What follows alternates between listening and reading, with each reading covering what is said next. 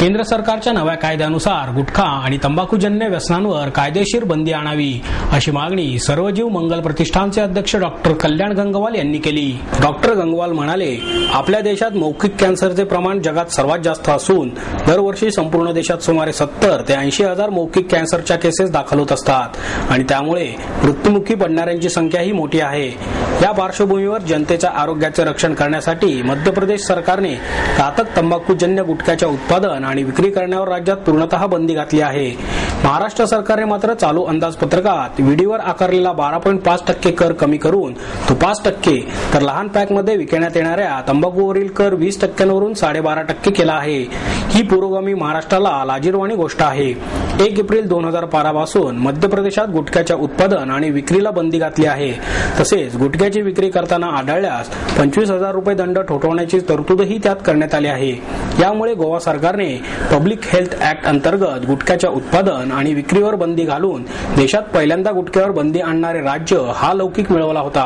महाराष्ट्र सरकारनेही काही वर्षांपूर्वी गुटख्याच्या उत्पादन आणि विक्रीवर बंदी घातली, मात्र तांत्रिक सबबीखाली ही बंदी उठवण्यात गुटखा उत्पादक यशस्वी झाले होते। आता केंद्र सरकारच्या नवीन तरतुदीनुसार गुटख्यावर बंदी घालणे शक्य असताना तसे न करता उलट अशा व्यसनांना प्रोत्साहन मिळेल अशा तऱ्हेने महाराष्ट्र सरकारने या व्यसनांना कर सवलत दिली आहे। महाराष्ट्र सरकारचे हे धोरण जनतेच्या आरोग्याच्या दृष्टीने अतिशय घातक आहे असेही त्यांनी नमूद केले। मी डॉक्टर कल्याण गंगवाल गेले 30 वर्ष सदाचार, शाकाहार आणि व्यसनमुक्तीच्या क्षेत्रात कार्यरत आहे।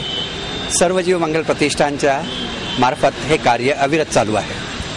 नुकतंच महाराष्ट्र सरकारने आपल्या अर्थसंकल्पामध्ये तंबाखूवरची कर हे वाढवण्याच्या ऐवजी कमी केलेले आहेत आणि म्हणूनच आम्ही सरकारला असं निवेदन देऊ इच्छितो की व्यसनांवरचे कर दिवसेदिवस आपण जर वाढवत राहिला तर व्यसनांचं प्रमाण समाजामध्ये कमी होईल। उलट त्याला सवलत देऊन आपण व्यसनांची भक्ती वाढू नये असं माझं प्रामाणिक मत आहे आणि सरकारने ते फॉलो करावं। आज 1 एप्रिलपासून मध्य प्रदेश गव्हर्नमेंटमध्ये गुटख्यावर संपूर्ण बंदी, जर्द्यावर संपूर्ण बंदी घातलेली आहे आणि म्हणूनच आज मध्य प्रदेश गव्हर्नमेंटनी गेल्या 15 दिवसात जवळजवळ 10 ते 15 कोटी रुपयाचा जर्दा गुटखा जप्त केलेला आहे। त्यांचं उदाहरण समोर ठेवून आपल्या सरकारने देखील, महाराष्ट्र सरकारने मध्य प्रदेश गव्हर्नमेंटचं अनुकरण करावं असं मला वाटतं। मध्य प्रदेश गव्हर्नमेंटनी नवीन कायदा केलेला आहे। आपल्या भारतामधला एक महत्त्वाचा कायदा food safety standard authority of India यांनी गेल्या वर्षी केलेल्या कायद्याचं केवळ पालन करणं गरजेचं आहे।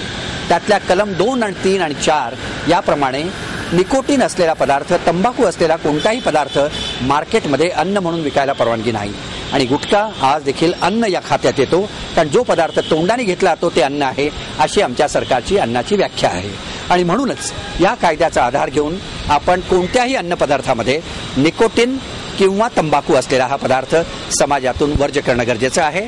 आज तरुण मुलांमध्ये या व्यसनांचं प्रमाण मोठ्या प्रमाणात वाढत आहे। आज तरुणांमध्ये नपुसकत्व या गुटख्यामुळे निर्माण होत आहे। तरुणांमध्ये कॅन्सरचं प्रमाण निर्माण होत आहे।